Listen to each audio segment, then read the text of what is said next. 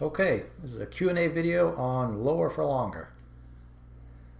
There are really three parts to discussing this lower for longer idea. The first deals with U.S. shale's sensitivity to oil prices. The second with DUCs, D-U-C, or drilled uncompleted wells. And the third with non-U.S., non-OPEC production. This gets a little wonky because I review a couple of regressions. But hey, you asked for it, people. So let's start with the first. Question one. Won't U.S. shale grow too fast again at $60 a barrel?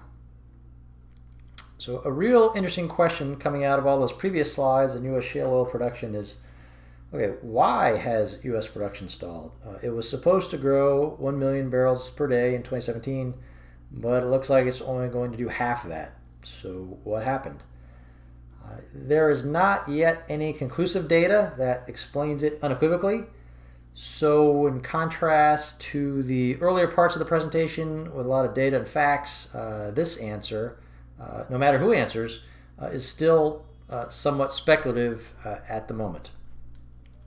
My own theory is that there are a number of reasons behind that production stall, ranging from our old friend the decline curve to the industry having less sweet spot tier 1 locations to drill in the U.S. than we did a couple years ago, to labor shortages among drilling and completion crews down in Texas. So I have some theories, but I cannot definitively prove anything with data one way or the other, and frankly neither can anyone else, though I do seem to spend a lot of time trying to answer this question in particular more definitively. I suspect we'll know for sure within the next 6 months. I mention that because it sort of gets at my own biggest frustration in 2017. It hasn't been the volatility in Tarpon, I can live with that. It's really been the degree to which the consensus, without any evidence whatsoever, has just been assuming that U.S. shale oil companies will put a cap on global oil prices because the theory goes, because once oil gets to a high enough level, say 55 or $60 a barrel, these companies will be unable to restrain themselves or something and will immediately ramp up oil production again. You may recognize this as the lower for longer argument, more recently the elasticity of supply argument. And I tell you, it's frustrating because it's a flawed argument. There is clear evidence that flat out contradicts this take on things. But there's also no denying it's an argument or a narrative which a lot of people also just assume to be valid, and it's clearly a powerful driver of oil staying around $50 a barrel. So let's get into it. Let's discuss it. This chart, this single chart, is probably the primary reason the lower for longer argument it doesn't hold water. Why it's not going to prove to be valid.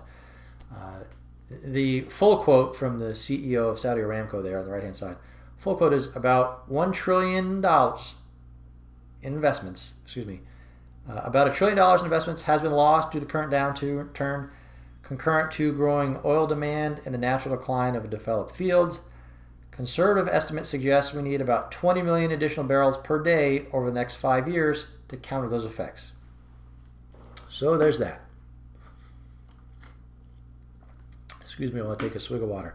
Never mind, the decline curve of shale wells and the law of large numbers. Plus a few other things, really. The consensus view is that U.S. shale production is very simple. Activity is a linear function of crude forward prices, meaning as soon as oil prices start to rise, shale producers will respond with higher output and sort of seal their own demise. I disagree. That sounds way too simple and way too reductionist, and as it turns out, it is, because the data says the opposite. My own theory is that shale's response to increased oil prices in this current cycle, or this part of this current cycle, is, first of all, going to take at least 6 months to show up. It'll be lagged, and that's both because management teams want some assurance of stability in prices before moving forward on drilling, and because it simply takes a lot of time to plan a new well. So the shale response certainly won't be immediate, and then when it does happen, it will be predominantly determined by how much Tier 1 acreage, i.e. the best rocks, that an operator owns. Those that have the lowest break-evens, in other words. If a company owns good rocks and wants to drill, then, well, there needs to be the drilling crews and the completion crews available to do the drilling for them. Then if the labor is there, they need to have the capital to drill. These wells, they don't drill themselves for free. Finally, once enough time has passed that higher oil prices look stable, and if you have the rocks, people and money do it, then finally oil prices will be the final factor in that decision. Or in other words, my take is that bottlenecks exist, multiple bottlenecks exist. Shale production is not a spigot. You can't just turn a knob or flip a switch once oil hits $60 a barrel and then see the floodgates open. It just seems silly to me, and the street knows it too, yet the sell side seems to keep pushing that argument for some reason or another. I really just can't explain the street's insistent belief in this. Well, at least not without some real cynical commentary that I just as soon skip. So let me just stick to explaining why I believe what I do. Some quick thoughts about those three factors in red from that previous slide. So we'll take those three: Tier 1, labor availability, and capital, and expand on those a little bit. On the Tier 1 acreage, this is a real governor on the growth of shale. The simple fact is that U.S. shale only has a small number of sweet spots that are productive at under $60 a barrel oil, and a short amount of total supply compared to conventional production. And the sort of dirty open secret in U.S. shale is that the improvements we've seen since 2015 are not really due to technology, but due to selective drilling. If you're going to only drill 1/10 the number of holes as you did before, you're obviously going to select the best locations only. So to speed up a little bit, all of this is starting to become clear. Specifically, well productivity for U.S. shale is on decline, as seen here. There are just not enough sweet spots in the best rocks for all U.S. shale drillers. To be clear, our guys in Tarpon, our Tarpon companies, have plenty of runway in the best rock, but others don't. And when they drill an acreage that is not Tier 1, that is not the best, then average production per well declines for the industry. For more proof, you can just look at the latest EIA drilling productivity report to see that really anything over 180 rigs in the Permian is probably now drilling in second-tier property. On the second factor, more important than price, the availability of labor. On labor, look, it's tight in the oil patch. Lots of layoffs the past 3 years mean there's a shortage of completion crews specifically. Drilling crews seem a little bit more available, but there just seems to be a large bottleneck when it comes to getting wells completed, which is an entirely different crew and spreads and sets of skills. This may be why the rig count is declining again. Hard to say, or too early to say for sure, but you can Google newspaper articles mentioning labor shortages in this industry in Texas, for instance. The low unemployment rate, not to mention just the viciously cyclical nature of this business, makes it hard to recruit workers. Also keep in mind the number of construction workers that will be needed to rebuild Houston after the floods there. They're probably going to be competing, pulling from the same labor pool. So I'm not saying companies won't eventually be able to find enough workers to service more completions over time, just that it's going to cost them more money. Which brings us to capital. On capital, U.S. shale companies raised just under $6 billion in new equity in the first 9 months of 2017. That's according to the Financial Times. That is down from a record-breaking year in 2016 of more than $34 billion in new equity issuance. It's becoming harder for these guys to raise money. That, to me, is a gating factor when it comes to the lower for longer argument. Now, this is to sort of preempt the next question I think an oil bear would ask. Well, okay, but didn't shale grow by 1 million barrels per day in 2014, and why couldn't it just do that again? So follow-up question deserves a proper response. Here is mine. I'm not going to necessarily read it to you. I'll just sort of keep moving. On to some data. Okay. The way the bearish argument about lower for longer goes is that it's all about price elasticity of supply, which is sort of Kano speak for how sensitive U.S. shale oil producers are to oil prices. One quick way an economist would test these claims that production growth in shale would cap prices would be to calculate something called the price elasticity of supply. So challenge accepted. I gave that a shot to try and test this idea out. I took 10 years of monthly WTI prices. I compared them to 10 years worth of monthly production rate increases. Ended up doing a number of different times with different lags. The theory being that in the real world, there should be a 3 to 6 month lag probably between a rise in oil price and when shale production would increase.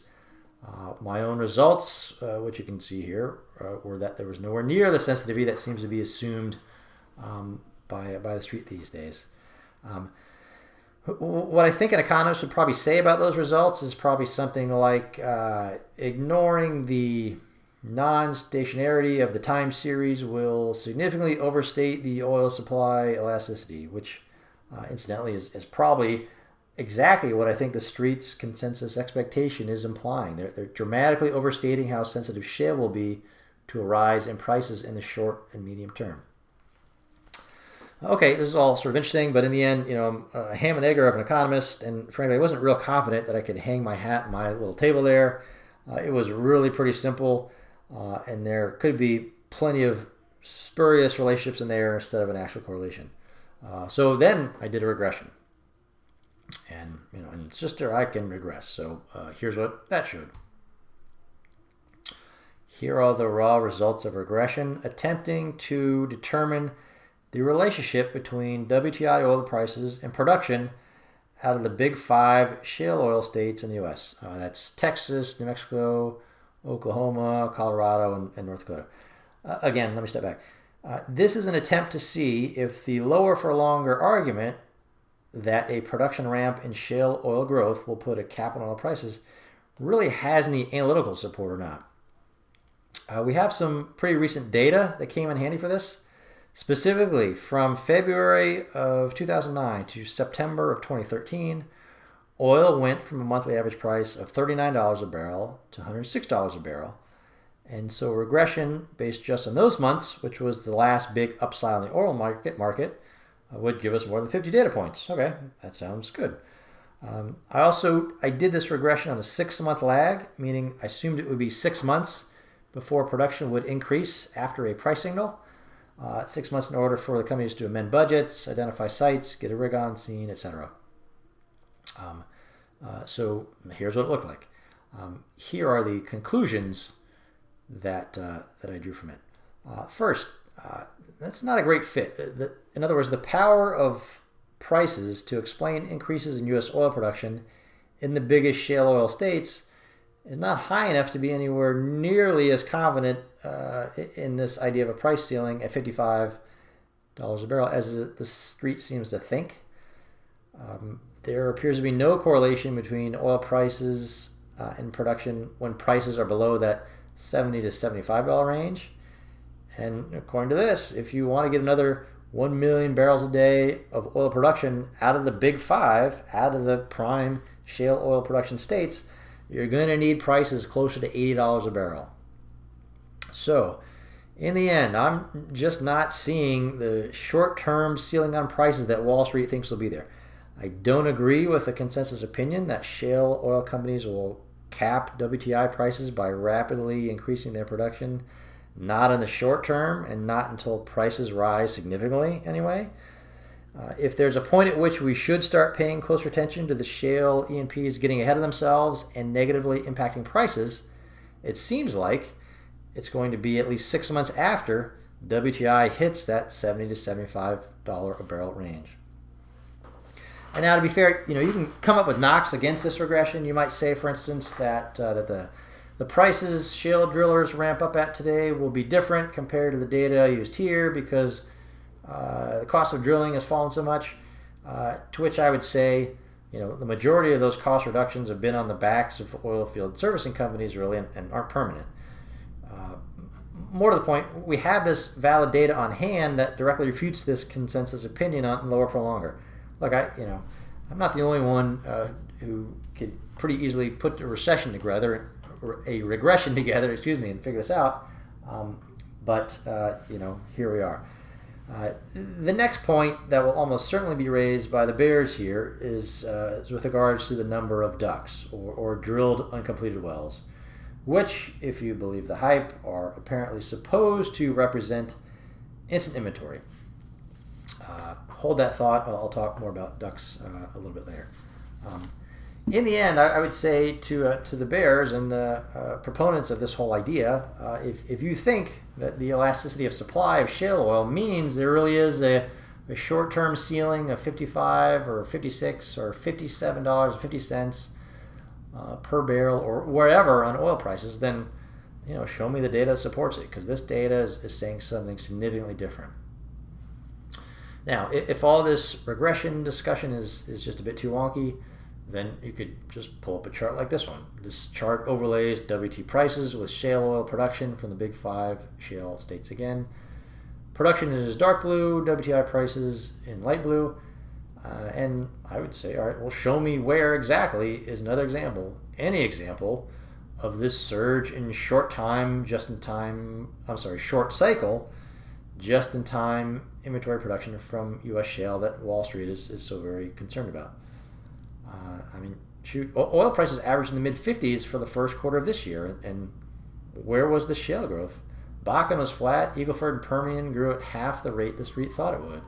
So again, shale is not a spigot. Shale producers cannot increase output rapidly because ramping production is not entirely in their own control, although decreasing production is to a much greater degree. These guys are constrained from quick response in the upper part of the cycle by completion crews and capital, not to mention the costs, royalties, taxes, costs that are cyclical, which incidentally is probably why the responses to prices below $70 on that regression line really don't go anywhere fast. Now, shale output reacts to oil price faster than conventional oil production for sure, but it's still relatively slow and in longer period cycles than the market currently seems to believe. I would also point out here that this is the logic argument, I suppose. E&Ps do not know with certainty how productive a new well will be until it actually starts producing.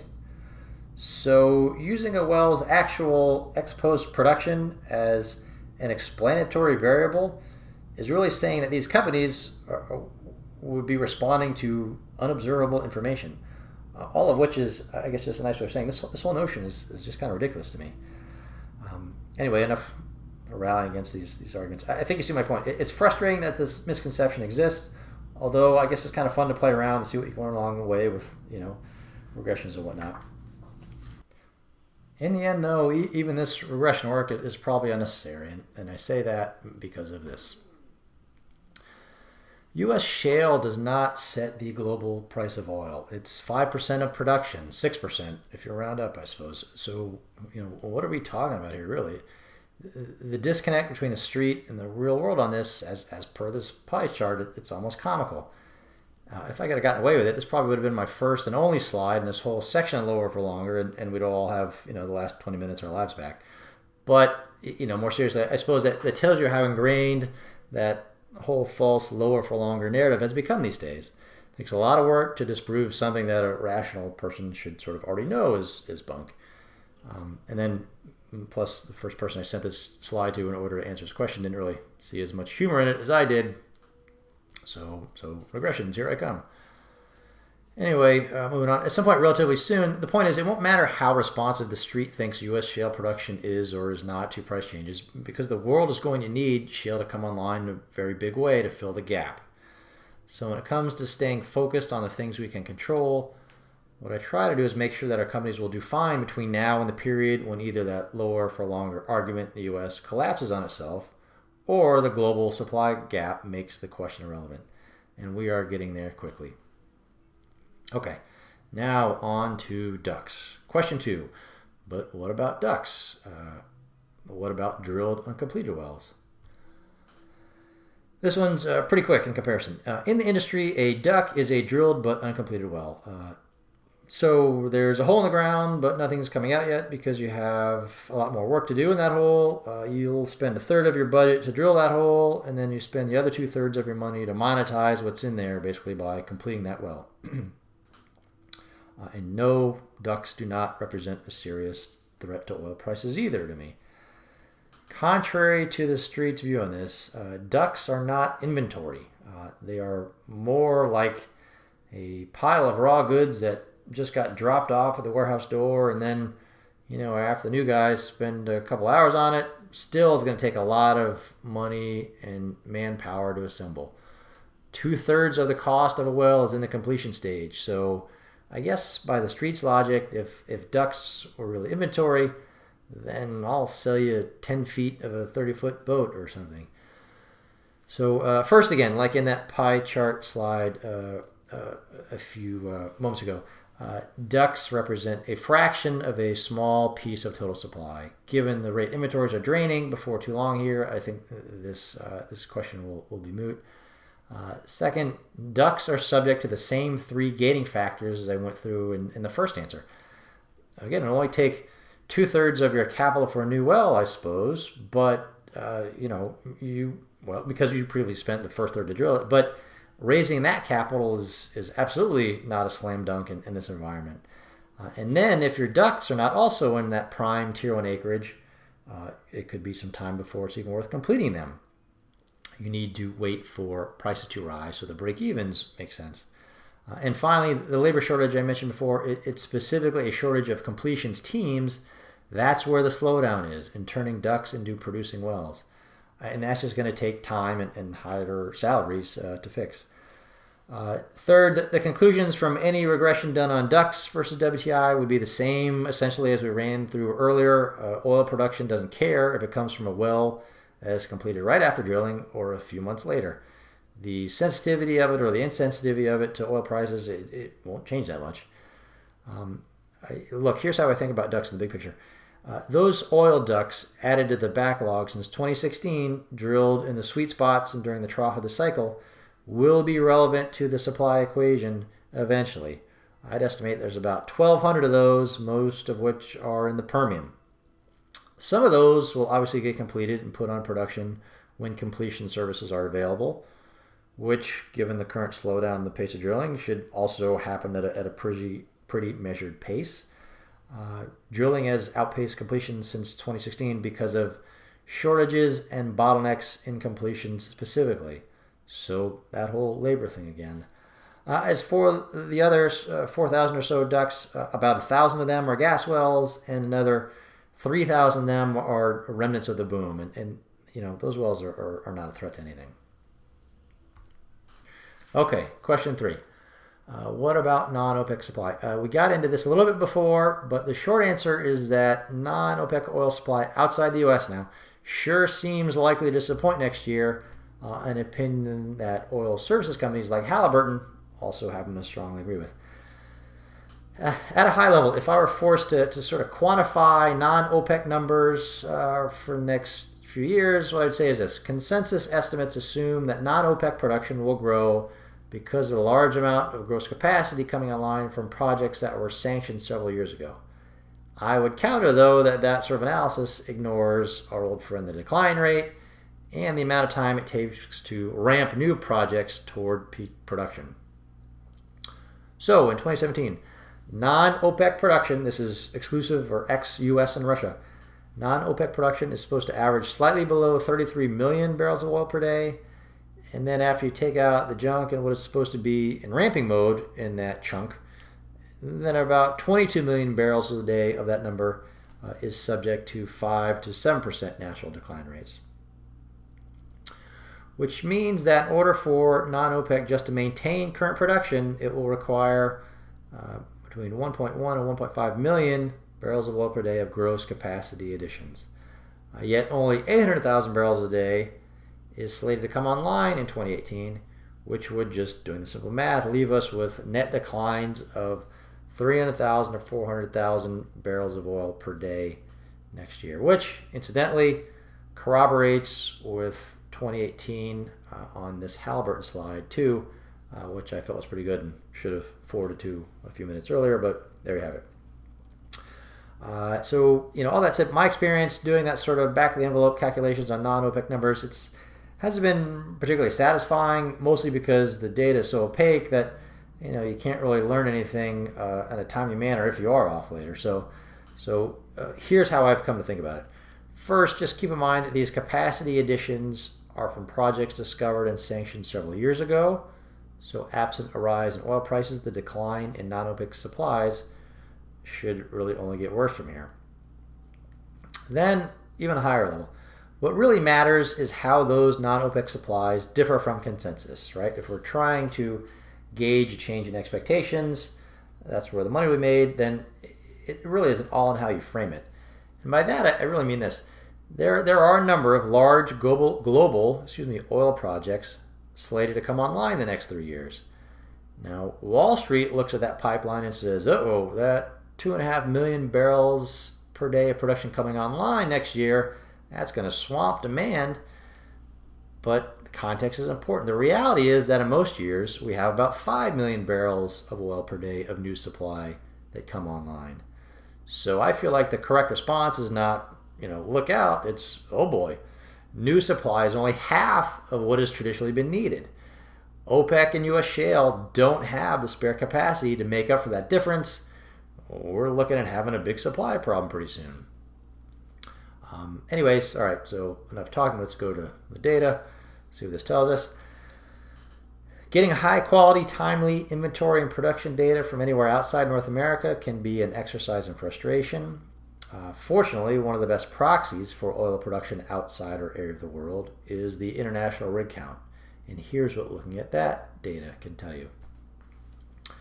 First, drilling outside North America has never really picked up in this cycle. In September, the number of oil rigs drilling for oil decreased by 15 from August to 700 rigs even.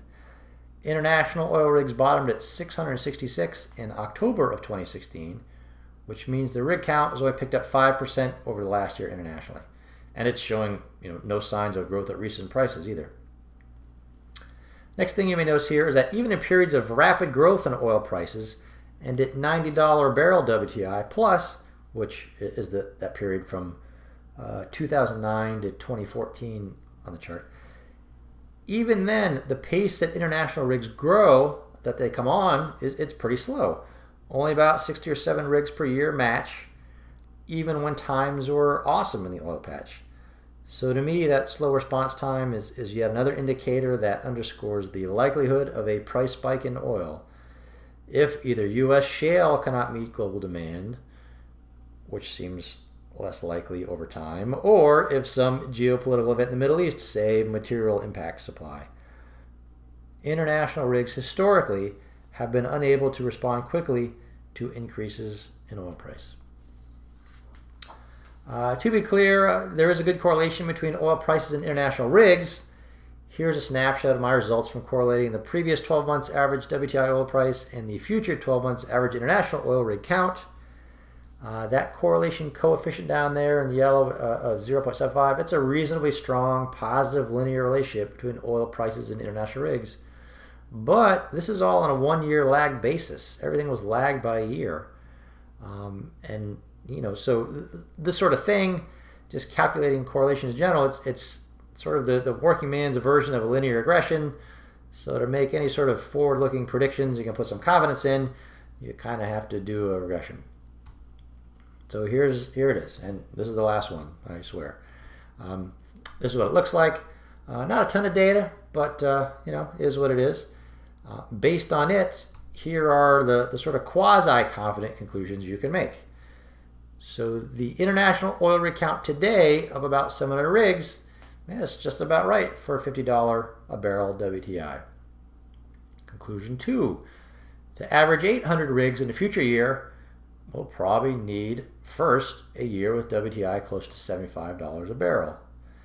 And then number 3, to get back to the boom times of 1,000 international rigs and ostensibly to max non-OPEC production out, we'll first need a year with WTI close to $95 a barrel.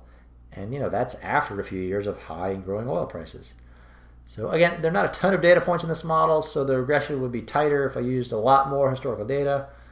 But I'm also not trying to answer a test question here so much as I'm trying to make sure that I'm just not fooling myself into believing something that is not true. And I'm not. Assuming the international rig count is a good proxy for non-OPEC production, then the point is all of this is unequivocally supportive of significantly higher oil prices too. And I hope all that helps answer the questions about lower for longer.